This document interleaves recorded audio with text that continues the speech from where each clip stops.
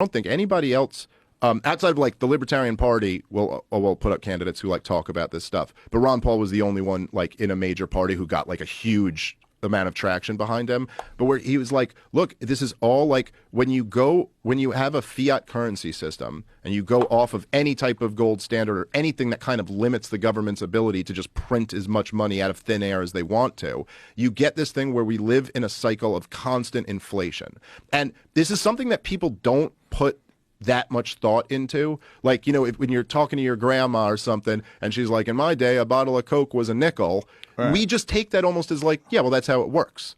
Things over time get way more expensive. That's just how, because that's been so just how we've always experienced life, that it's just a given that everything's always going to be a little more expensive. And we may have a bad year where things are like 9% more expensive, and then maybe we'll have a better year where things are only 2% more expensive, but it's always going in this direction. Right. But that's not a law of nature.